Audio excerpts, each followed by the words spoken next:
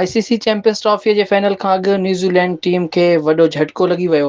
अहम fast bowler मेट Henry जी injury सबबि final में शिरकत शकी थी वई आहे। न्यूज़ीलैंड क्रिकेट टीम जे हेड कोच गैरी स्टेन मीडिया सां ॻाल्हाईंदे ॿुधायो त मेट हेनरी जी फाइनल में खेॾण बाबति अञा बि गैर यकीनी वारी सूरत-हाल आहे। वाज़ेह रहे त मेट हेनरी हलंदड़ चैंपियंस ट्रॉफी जो सभ खां कामयाब बॉलर रहियो आहे, जंहिं 16 दहाई 7 ॿुड़ीअ जे एवरेज सां 10 शिकार कया आहिनि। हुन 2 मार्च ते दुबई में भारत ख़िलाफ़ ग्रुप मैच में 5 विकेटूं वरितियूं हुयूं। केवी फास्ट बॉलर लाहौर में ॾखण अफ्रीका ख़िलाफ़ सेमीफाइनल दौरान कैच पकड़ण जी कोशिश में ज़ख़्मी थी पियो हो। इंजरी बावजूदि हेनरी इनिंग्स जे आख़िर में 2 ओवर्स पिणु हलाया हुआ। हेड कोच मूजिबि हाकारी ॻाल्हि इहा आहे त हू ॿीहर बॉलिंग लाइ आयो, संदसि इंजरीअ जो मुआइनो कयो वियो आहे।